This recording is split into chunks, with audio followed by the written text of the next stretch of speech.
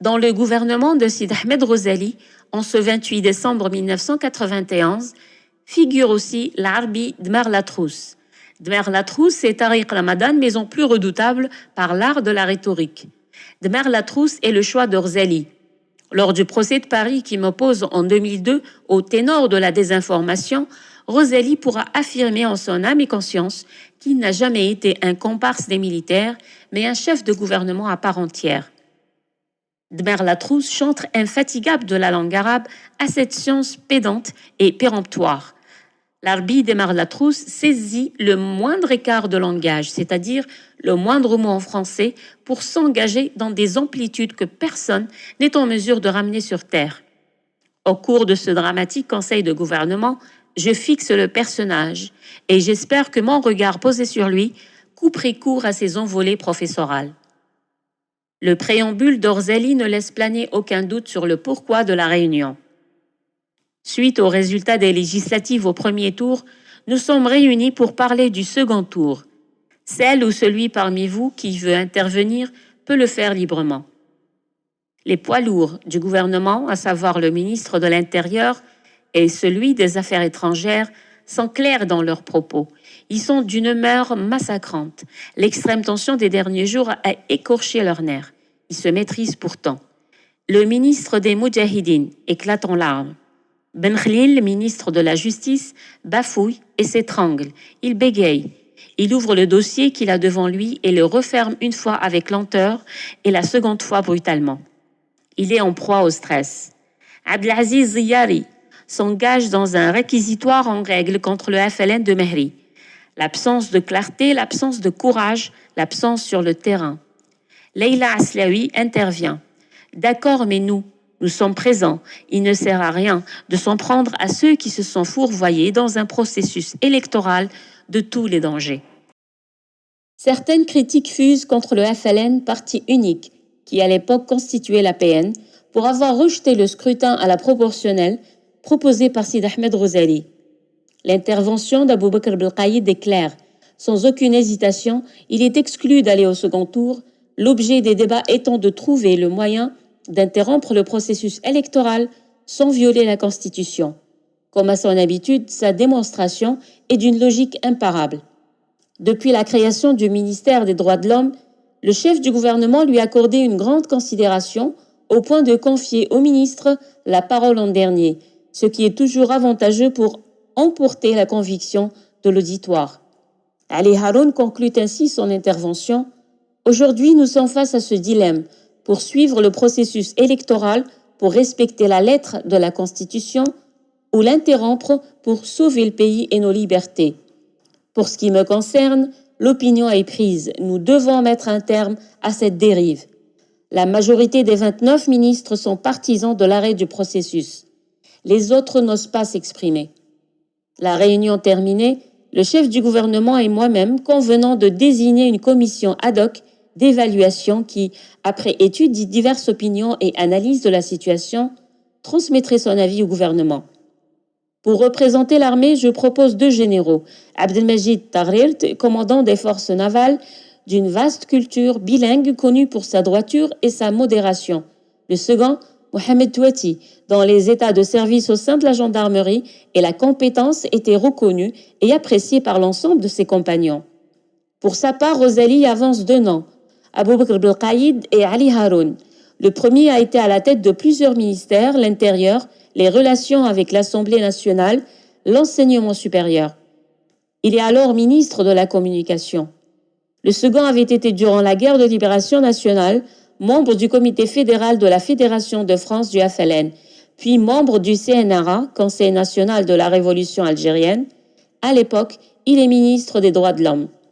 Le groupe ad hoc des 4 a pour mission de se réunir le soir même. Sans plus attendre, il commence son travail à Dar el-Afia. Aït Ahmed et la démission de Benjdid. Quelques heures après l'annonce officielle de la démission du président, je demande à rencontrer Aït Ahmed. Il vient me voir accompagné de 2 personnes. Je suis frappé par sa pâleur et par le tremblement de tout son corps. Sans doute l'effet de la nouvelle qu'il vient d'apprendre en même temps que l'ensemble des Algériens. Ses premières paroles sont c'est un coup d'État. Que va-t-il se passer maintenant?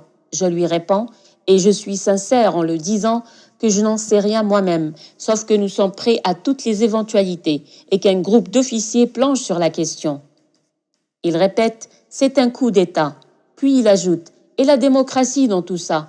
Hachani est un homme de dialogue. Je m'aperçois que j'étais, comme on dit, loin du compte. Je m'attends qu'il nous regarde, mes compagnons et moi, non pas comme des putschistes, mais comme les continuateurs de sa pensée, celle qui lui fait prendre tous les risques dans une autre vie.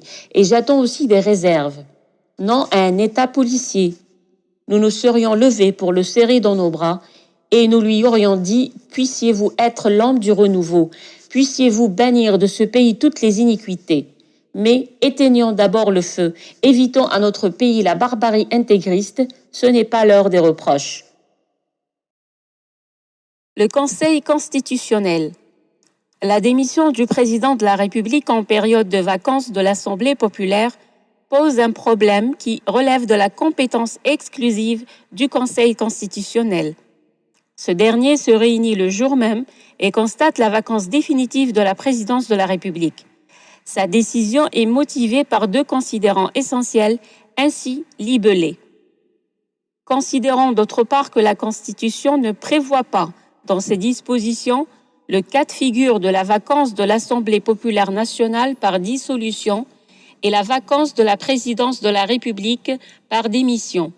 Considérant que les conditions dans lesquelles est intervenue la démission du président de la République sont liées à la situation que traverse le pays, le Conseil arrête qu'il incombe aux institutions investies de pouvoirs constitutionnels en vertu des articles 24, 75, 79, 129, 130 et 153 de la Constitution de veiller à la continuité de l'État et de réunir les conditions nécessaires au fonctionnement normal des institutions et du régime constitutionnel. On pourrait discuter du bien fondé de cette décision au regard de l'article 84 de la Constitution, spécialement de son paragraphe 10 qui attribue au président du Conseil constitutionnel la charge de président de la République par intérim durant 45 jours, le temps d'organiser de nouvelles élections présidentielles.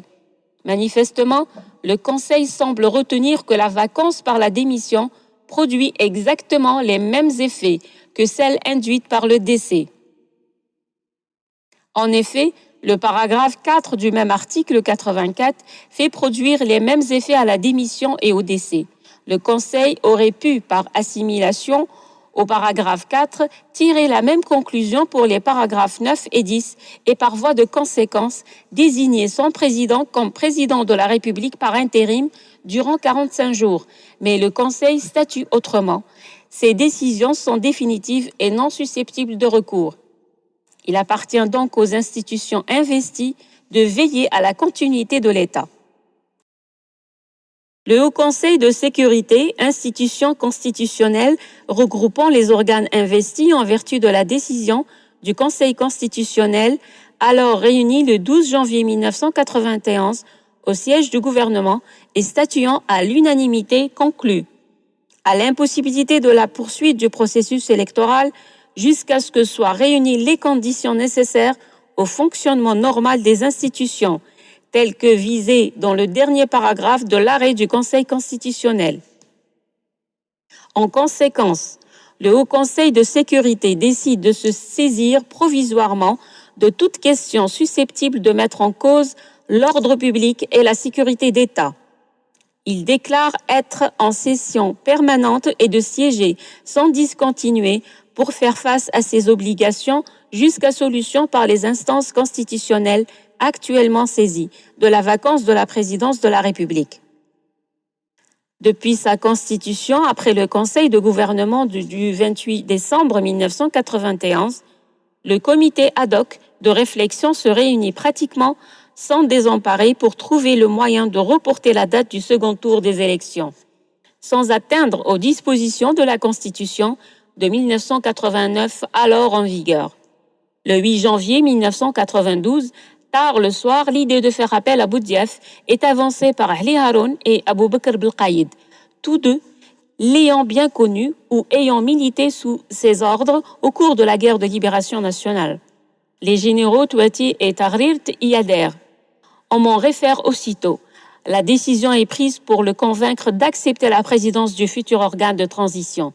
Puisque Chedli m'avait informé de sa décision de se retirer du pouvoir, Ali Haroun s'y rend le 9 pour un premier contact tout à fait confidentiel qui sera suivi 2 jours plus tard par un voyage aussi secret de Boudiaf qui passe une nuit à Alger pour s'informer sur place auprès des personnes qu'il souhaite rencontrer.